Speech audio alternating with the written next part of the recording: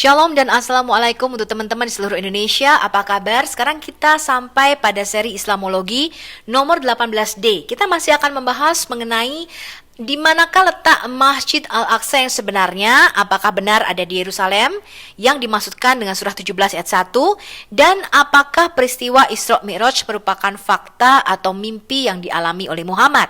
Selamat menyaksikan.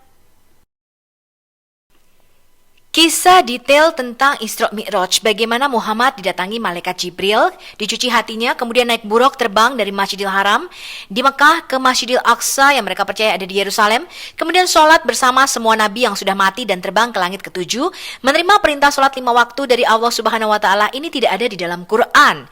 Detail peristiwa Isra dan Mi'raj ini ada di dalam hadis, yang mana hadis ini dibuat pada zaman Abbasiyah. Satu ayat yang diklaim memvalidasi kisah ini adalah Quran surah 17 ayat 1 yang tadinya bernama surah Bani Israel, kemudian diubah menjadi surah Al-Isra. Dikatakan Maha Suci Allah yang telah memperjalankan hambanya pada suatu malam dari Al-Masjidil Haram ke Al-Masjidil Aqsa, yang telah kami berkahi sekelilingnya agar kami perlihatkan kepadanya sebagian dari tanda-tanda kami. Sesungguhnya dia adalah maha mendengar lagi maha mengetahui. Sama sekali tidak dijelaskan di sini bahwa Masjidil Aqsa itu ada di Yerusalem. Dan ternyata peristiwa Isra Mi'raj yang dipercayai oleh umat muslim ini merupakan mimpi daripada Muhammad. Hal ini dijelaskan di dalam Quran surah yang sama, surah 17 ayat 60. Dan dalam kurung, ingatlah ketika kami wahyukan kepadamu, sesungguhnya Tuhanmu meliputi segala manusia. Dan kami tidak menjadikan mimpi yang telah kami perlihatkan kepadamu, melainkan sebagai ujian bagi manusia. Dan pohon kayu yang terkutuk di dalam Al-Quran, maksudnya pohon kuldi yang buahnya dimakan oleh Adam, sehingga Adam itu dibuang ke bumi, menurut versi Islam. Dan kami menakut-nakuti mereka. Tetapi yang demikian itu hanyalah menambah besar kedurhakaan mereka. Nah, sekarang kita lihat wahyu-wahyu yang berasal dari mimpi Muhammad ini. Di dalam beberapa terjemahan dikatakan ini adalah visions atau penglihatan. Tetapi arti literal atau harafiah harusnya diterjemahkan sebagai mimpi. Ada banyak tafsir yang menguatkan bahwa Isra Mi'raj Muhammad ini hanyalah sebuah mimpi. Saya hanya akan bacakan satu buah tafsir saja, yaitu tafsir dari Al-Jalalain mengenai surah 17 ayat 60. Dan ingatlah ketika kami berkata kepadamu, sesungguhnya Tuhanmu meliputi manusia dalam pengetahuan dan kekuasaan atas mereka, sehingga mereka berada dalam genggamannya. Maka sampaikanlah pesan kepada mereka dan jangan takut kepada siapapun, karena Allah akan melindungimu dari mereka. Dan kami tidak menjadikan mimpi yang kami tunjukkan kepadamu di depan matamu selama perjalanan malam atau Isra Mi'raj, kecuali sebagai ujian bagi orang-orang Mekah. Karena mereka menyangkalnya, dan beberapa dari mereka bahkan murtad ketika Nabi memberitahu mereka tentang hal itu. Nanti kita akan lihat ya, kenapa beberapa orang menjadi murtad ketika Muhammad mengatakan bahwa dia melakukan Isra dan Mi'raj ini. Dalam video-video sebelumnya, kita sudah belajar bahwa ternyata beberapa peristiwa bersejarah yang dipercaya oleh orang muslim ini terjadi oleh karena mimpi-mimpi Muhammad. Misalnya kita melihat bagaimana Muhammad menerima wahyu pertama di Gua Hiro. Terjadi di dalam mimpi. Muhammad terbangun dari tidurnya dan dia ketakutan, dia berlari kepada Khadijah, dan ini merupakan wahyu pertama yaitu surah Al-Alaq ayat 1-5 dipercaya oleh muslim. Kemudian ketika kita menyelidiki peristiwa Nuzulul Quran, ternyata peristiwa ini juga mimpi, teman-teman. Sehingga Muhammad tidak yakin, tidak tahu kapan terjadinya peristiwa malam Nuzulul Quran tersebut. Muhammad mengatakan dia lupa karena diperlihatkan di dalam mimpi. Dan Muhammad mengatakan carilah sendiri di 10 hari malam-malam ganjil, hari-hari terakhir di bulan Ramadan. Hal ini karena tidak ada saksinya dan merupakan mimpi. Berbeda sekali dengan ketika 10 perintah Tuhan atau 10 hukum Taurat ini turun di Gunung Sinai, maka seluruh bangsa Israel menyaksikan bagaimana Musa menerima 2 loh batu tersebut, teman-teman. Dan diperingati setiap tanggal 6 sampai tanggal 8 bulan Syifan. Di dalam perjanjian baru, kita memperingatinya sebagai hari raya Pentakosta, yaitu turunnya Roh Kudus, ketika menuliskan hukum Taurat di dalam loh-loh hati kita. Begitu juga pada video kali ini, Ketika kita menyelidiki peristiwa penting yaitu Isra dan Mi'raj, di mana Muslim yakin dan percaya Muhammad menerima perintah sholat 5 waktu, ternyata juga merupakan sebuah mimpi yang tidak ada saksinya. Bahkan para ulama ahli sejarah berbeda pendapat tentang kapan sebenarnya terjadinya kisah Isra Mi'raj tersebut. Karena hadis-hadis yang ada itu ditulis pada zaman Abbasiyah, yaitu ratusan tahun setelah Muhammad mati. Sebagian orang meyakini bahwa peristiwa ini terjadi pada tanggal 27 Rajab. Padahal, para ulama ahli sejarah berbeda pendapat tentang tanggal kejadian kisah ini. Ada beberapa perbedaan pendapat mengenai penetapan waktu terjadinya Isra Mi'raj, yaitu peristiwa tersebut terjadi pada tahun tatkala Allah memuliakan Nabi Shallallahu Alaihi Wasallam dengan nubuah atau kenabian. Ini adalah pendapat Imam At-Tabari. Kemudian ada yang mengatakan peristiwa tersebut terjadi 5 tahun setelah diutus sebagai Rasul. Ini adalah pendapat yang dirajihkan oleh Imam An-Nawawi dan Al-Qurtubi.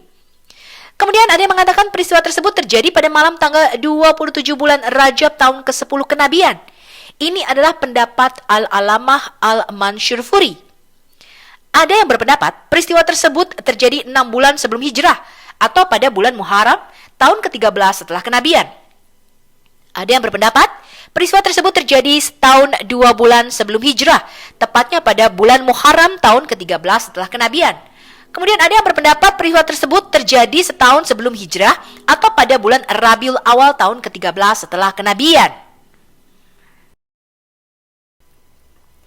Syekh Safiur Rahman Al-Mubarakfuri Hafizahullah menjelaskan 3 pendapat pertama ditolak katanya. Alasannya karena Khadijah meninggal dunia pada bulan Ramadan tahun ke-10 setelah kenabian. Sementara ketika Khadijah meninggal belum ada kewajiban sholat 5 waktu. Juga tidak ada perbedaan pendapat bahwa diwajibkannya sholat 5 waktu adalah pada saat peristiwa Isra Mi'raj. Sedangkan 3 pendapat lainnya aku tidak mengetahui mana yang lebih rajih katanya. Namun jika dilihat dari kandungan surat Al-Isra, menunjukkan bahwa peristiwa Isra Mi'raj terjadi pada masa-masa akhir sebelum hijrah. Dapat kita simpulkan dari penjelasan di atas, ini tulisan Muslim ya, bahwa Isra dan Mi'raj tidak diketahui secara pasti kapan waktu terjadinya. Ini menunjukkan bahwa mengetahui kapan waktu terjadinya Isra Mi'raj bukanlah suatu hal yang penting, kata Muslim. Lagi pula, tidak terdapat sedikit pun faedah keagamaan dengan mengetahuinya. Seandainya ada faedahnya, maka pasti Allah akan menjelaskannya kepada kita. Maka memastikan kejadian Isra Mi'raj terjadi pada bulan Rajab adalah suatu kekeliruan. Wallahu alam, hanya Allah yang tahu katanya. Ini ada di dalam tulisan muslim.or.id, kisah mengenai Isra Mi'raj yang Anda juga dapat membaca websitenya. Kisah Isra Mi'raj ini menurut Muslim terjadi di akhir periode Mekah sebelum hijrah ke Madinah. Tidak ada kesepakatan di antara Muslim kapan peristiwa ini terjadi disebabkan tidak ada saksi mata dan berupa mimpi. Tidak ada dalil yang diketahui menunjukkan bulan kejadian Isra Mi'raj. Tidak pula harinya atau tanggalnya secara pasti. Bahkan riwayat-riwayat tentang hal ini semuanya terputus dan berbeda-beda. Tidak menunjukkan kepastian waktunya. Ini ada di dalam Ad-Daul Munir Al-Tafsir volume 3 halaman 304. Muslim memperkirakan peristiwa ini terjadi antara tahun 617 sampai 624 Masehi.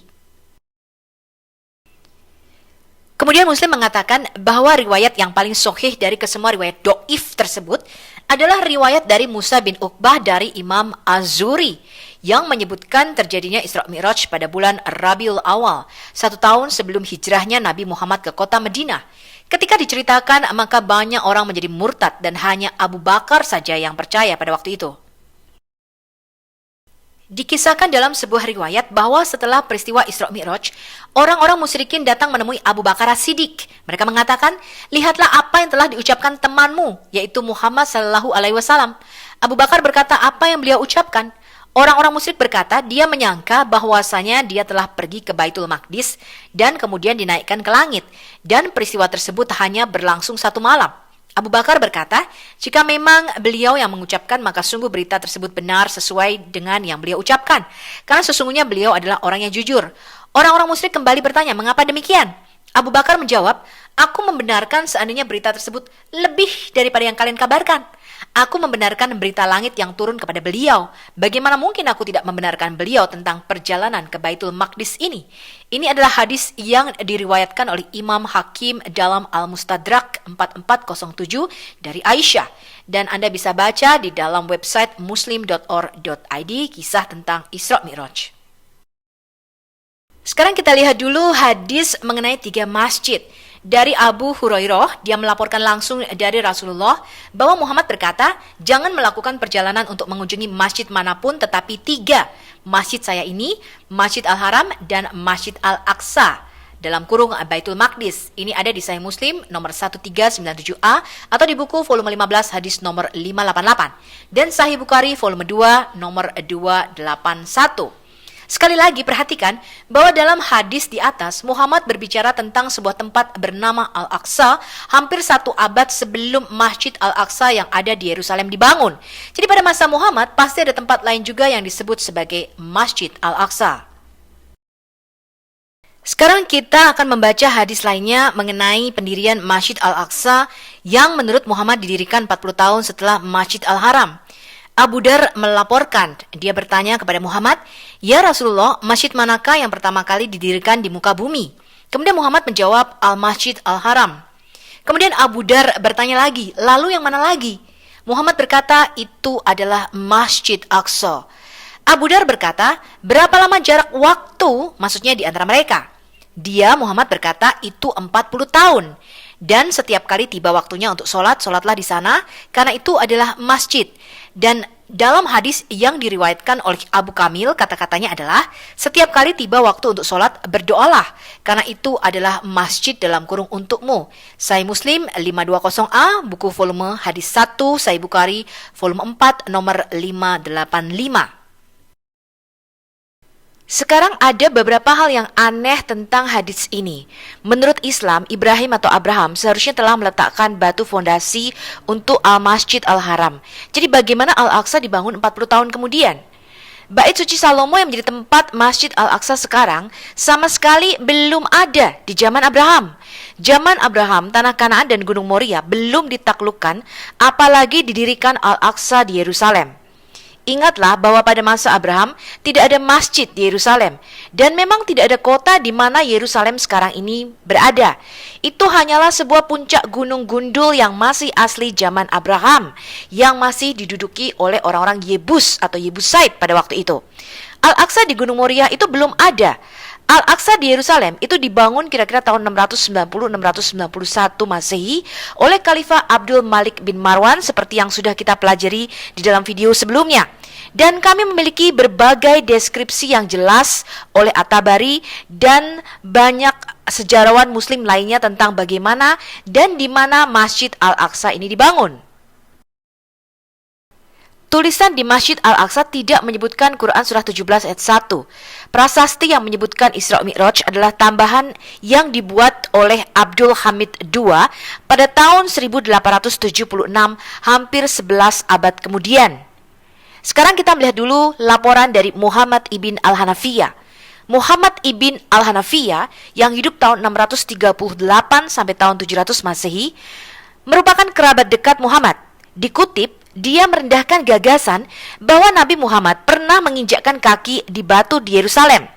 Dia mengatakan orang-orang Suriah terkutuk ini, yang dia maksudkan adalah Bani Umayyah, yang berpura-pura bahwa Tuhan meletakkan kakinya di batu di Yerusalem. Meskipun hanya satu orang yang pernah menginjakkan kaki di batu, yaitu Abraham. Jadi dia menegaskan bahwa Muhammad tidak pernah naik ke surga dari batu karang di Yerusalem dan bahwa lokasi lain memang dimaksudkan menjadi masjid terjauh atau Masjidil Aqsa. Ketika umat Islam akhirnya menaklukkan dan menduduki Yerusalem, mereka tidak pernah mengidentifikasi Bukit Bait Suci sebagai Masjid Al-Aqsa atau masjid terjauh sampai tahun 715 Masehi, yaitu setelah Al-Walid I, anak dari Abdul Malik bin Marwan, selesai membangun Masjid Al-Aqsa. Menurut A.L. Tibawi, seorang sejarawan Palestina, pada tahun 715 Masehi, Bani Umayyah membangun sebuah masjid baru di Bukit Bait Suci. Mereka menamakannya Masjid Al-Aqsa atau Masjid Terjauh. untuk memberikan realitas pada nama kiasan yang digunakan di dalam Al-Quran.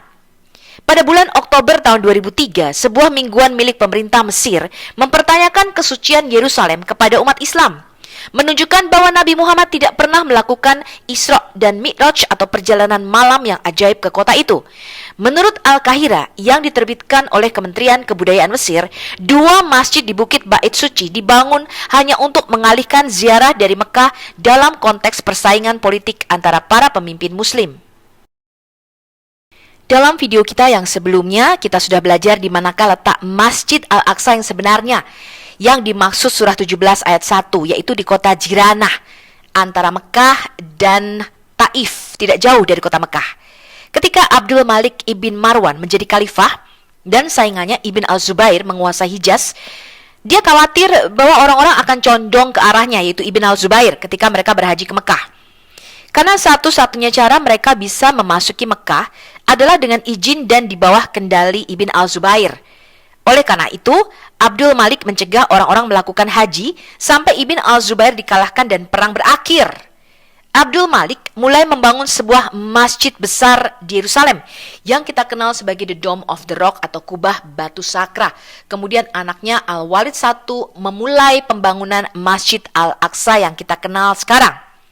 Dari titik inilah, beberapa perawi tradisi hadis mulai mempromosikan signifikansi keagamaan Masjid Al-Aqsa yang ada di Yerusalem dan mengubahnya menjadi masjid ketiga dari 2 masjid suci yang sudah ada di Mekah dan Madinah.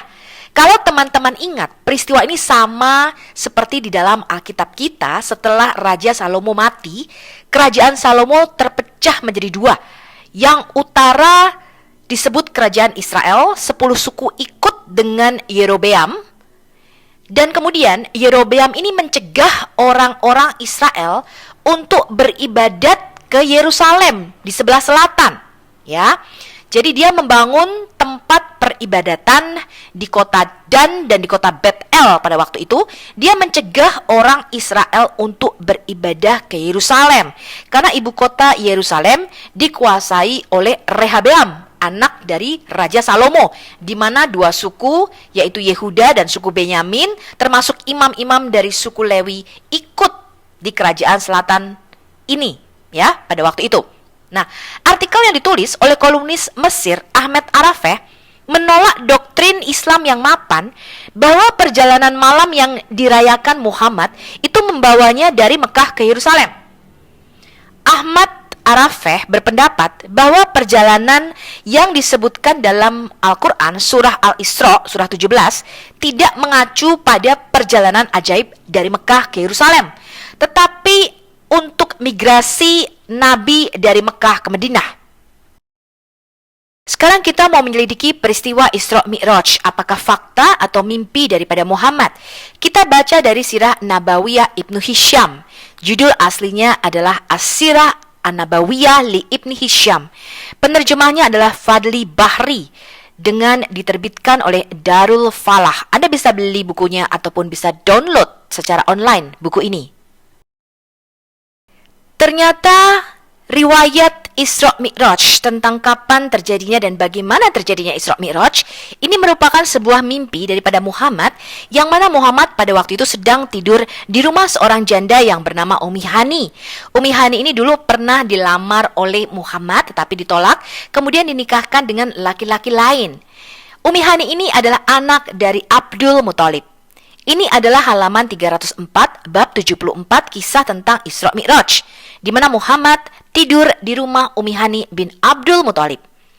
Ibnu Hisham berkata bahwa seperti disampaikan kepadaku dari Ummu Hani binti Abdul Muthalib, yang nama aslinya adalah Hindun, tentang Isra-nya Rasulullah Sallallahu Alaihi Wasallam. Ummi Hani berkata, Rasulullah Sallallahu Alaihi Wasallam diisrokan ketika beliau sedang berada di rumahku. Pada malam itu beliau tidur di rumahku. Beliau salat Isya akhir kemudian tidur dan kita juga tidur.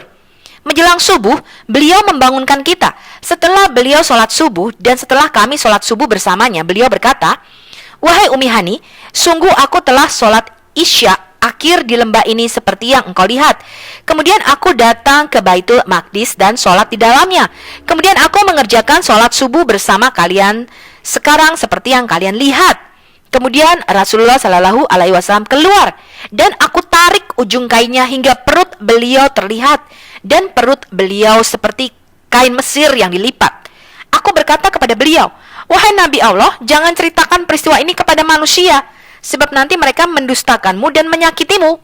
Rasulullah Shallallahu Alaihi Wasallam bersabda, demi Allah, aku pasti menceritakan peristiwa ini kepada mereka. Ya, kemudian ada banyak lagi cerita lainnya, ya, dia menyuruh budaknya mengikuti Muhammad, kemudian Muhammad cerita, oh aku sudah diisrokan ke Baitul Maqdis dan sebagainya, ya. Anda bisa baca lengkapnya di Sirah Nabawiyah Ibnu Hisham ini, teman-teman. Dalam video-video sebelumnya kita sudah belajar bahwa peristiwa-peristiwa penting yang dipercayai dan dirayakan oleh umat Islam hanyalah merupakan sebuah mimpi daripada Muhammad. Peristiwa mengenai bagaimana wahyu pertama turun di Gua Hira juga adalah sebuah mimpi yang pada waktu itu Muhammad sedang tertidur, kemudian dia bangun dari mimpinya, dia ketakutan dan dia berlari pulang kepada Khadijah. Kemudian peristiwa yang sangat penting lainnya, yaitu turunnya Al-Quran, Nuzulul Quran. Muhammad juga hanyalah mimpi pada waktu itu. Dia mengatakan, aku diperlihatkan di dalam mimpi, kemudian aku dibuat lupa, katanya. Ya, karena tidak ada saksi matanya. Sehingga Muhammad mengatakan, carilah di malam-malam ganjil 10 hari terakhir bulan Ramadan. Hal ini berbeda dengan peristiwa turunnya 10 perintah Taurat atau 10 perintah Allah, teman-teman, di mana seluruh bangsa Israel menyaksikan peristiwa tersebut dan diperingati tiap tanggal 6 bulan Syifan, yang di dalam Alkitab Perjanjian Baru kita mengenal sebagai Hari Raya Pentakosta, yaitu turunnya Roh Kudus. Sekarang kita menyelidiki peristiwa Isra Mi'raj, teman-teman. Ternyata sama, teman-teman, juga sebuah mimpi. Kita baca ini adalah halaman 302 dari Sirah Nabawiyah Ibn Hisham. Dan kami tidak menjadikan mimpi yang telah kami perlihatkan kepadamu, melainkan sebagai ujian bagi manusia dan pohon kayu yang terkutuk dalam Al-Quran, dan kami menakut-nakuti mereka. Tetapi yang demikian itu hanyalah menambah besar kedurhakaan mereka. Ini adalah surah 17 ayat 60. Itulah hadis riwayat Al-Hasan tentang peristiwa Isra-nya Rasulullah Shallallahu Alaihi Wasallam, dan hadis tersebut telah merangkum hadis riwayat Qatadah. Hadis riwayat Aisyah radhiyallahu anhu, Ibnu Hisham berkata bahwa sebagian besar keluarga Abu Bakar berkata kepadaku bahwa Aisyah berkata, Rasulullah Shallallahu Alaihi Wasallam tidak pergi dengan badannya, namun Allah mengisrakan rohnya. Jadi tubuhnya tertidur di rumah Umi Hani, yang gak kemana-mana. Muhammad hanya bermimpi. Kemudian hadis riwayat Muawiyah bin Abu Sufyan, Ibnu Ishaq berkata bahwa Yakub bin Utbah bin Al-Mughirah bin Al-Aqnas berkata kepadaku, jika Muawiyah bin Abu Sufyan ditanya tentang peristiwa Isra-nya Rasulullah Sallallahu Alaihi Wasallam, maka dia berkata, sungguh mimpi-mimpi dari Allah Ta'ala adalah benar. Ucapan Aisyah dan Muawiyah bin Abu Sufyan tidak bertentangan dengan hadis riwayat Al-Hasan, karena ayat berikut diturunkan Allah Ta'ala tentang peristiwa tersebut. Jadi Isra Mi'raj ini mimpi, ya, sesuai dengan Quran surah 17 ayat 60. Dan kami tidak menjadikan mimpi yang telah kami perlihatkan kepadamu melainkan sebagai ujian bagi manusia. Muhammad sendiri mengakui di dalam Qurannya dia sedang bermimpi, ya teman-teman. Nah, ini adalah halaman 302 bab 74 kisah tentang Isra dan Mi'raj. Jadi menurut hadis yang dapat dipercaya, yaitu dari Muawiyah bin Abu Sufyan dan Aisyah, Isra Mi'raj ini hanyalah sebuah mimpi daripada Muhammad. Sekarang kita baca hadisnya. Telah menceritakan kepada kami, Ibnu Abi Umar telah menceritakan kepada kami, Sufyan dari Amr bin Dinar, dari Ikrimah, dari Ibnu Abbas, berkenaan dengan firman, dan kami tidak menjadikan mimpi yang telah kami perlihatkan kepadamu, melainkan sebagai ujian bagi manusia, Quran surah 17 ayat 60, itulah mimpi nyata yang diperlihatkan kepada Nabi Sallallahu Alaihi Wasallam saat beliau diisrakan ke Baitul Maqdis. Dan begitu pula pohon kayu yang terkutuk di dalam Al-Quran, surah 17 ayat 60. Maksudnya adalah pohon zakum. Abu Isya mengatakan bahwa hadis ini adalah Hasan Sahih. Ini adalah hadis Jami' At-Tirmizi nomor 3059 kitab tafsir Al-Quran, dan hadis Sahih Al-Bukhari nomor 3599 kitab perilaku budi pekerti yang terpuji. Hadis lainnya mengatakan demikian, telah menceritakan kepada kami Al-Humaidi, telah menceritakan kepada kami Sufyan, telah menceritakan kepada kami Amru dari Ikrimah, dari Ibnu Abbas radhiyallahu anhu mengenai ayat, dan tidaklah kami jadikan mimpi yang kami perlihatkan kepadamu selain sebagai cobaan bagi manusia. Dia menuturkan itu adalah mimpi sorotan mata jahat yang diperlihatkan kepada Rasulullah Shallallahu Alaihi Wasallam ketika beliau diisrakan ke Baitul Maqdis, dan dia mengatakan mengenai ayat dan pohon terlaknat dalam Al-Quran surah 17 ayat 60, yaitu pohon zakum. Saya nggak tahu nih apa maksudnya mimpi sorotan mata jahat, teman-teman. Saya hanya membacakan hadisnya. Ini adalah hadis sahih Al-Bukhari nomor 6123 Kitab Qadar, dan hadis sahih Al-Bukhari nomor 4347 Kitab Tafsir Al-Quran. Kemudian hadis Jami' At-Tirmizi nomor 3059 Kitab Tafsir Al-Quran. Sekarang kita baca hadis dulu, bagaimana Muhammad menceritakan apa yang dia lihat ketika dia di Isra dan Mi'rajkan. Saya berdiri di Al-Hijr, membayangkan Baitul Muqaddas dan menjelaskan tanda-tandanya. Beberapa dari mereka berkata, berapa banyak pintu yang ada di masjid itu? Saya belum menghitungnya. Jadi saya mulai melihatnya dan menghitungnya satu persatu dan memberi mereka informasi tentang pintu-pintu itu. Ini ada di dalam Ibn Sa'd, Kitab Al-Tabaqat Al-Kabir, volume 1, halaman 248. Tradisi lain menyatakan bahwa ketika Qurayyah tidak mempercayainya, Muhammad menjawab, Allah mengangkatku ke hadapan Baitul Maqdis, dan aku mulai menceritakan kepada mereka, orang Quraisy Mekah, tanda-tandanya, sementara aku sebenarnya sedang melihatnya. Sahih Muslim, jilid 1, halaman 109. Ada masalah yang nyata di dalam hadis ini. Karena pada waktu itu, kalau yang dimaksud Baitul Maqdis adalah Masjid Al-Aqsa yang ada di Yerusalem, pada waktu itu belum ada bangunan apapun di situ, teman-teman. Ya, karena menjadi tempat pembuangan sampah pada waktu itu. Strukturnya telah dihancurkan lebih dari 500 tahun sebelumnya. Dan di situs itu pada waktu itu telah menjadi tempat pembuangan sampah. Ditemukan oleh Umar ketika dia menaklukkan Yerusalem beberapa tahun setelah Muhammad mati. Bagaimana Muhammad bisa menghitung pintu sebuah bangunan yang sudah tidak ada lagi? Oke, sampai di sini dulu video kali ini. Sampai jumpa di video selanjutnya. Kita akan membahas sejarah mengenai pembangunan Mekah dan Ka'bah. Di manakah letak Mekah dan Ka'bah yang sebenarnya dan sejarahnya. Sampai jumpa, jangan lupa subscribe dan like channel Al Hayat Indonesia.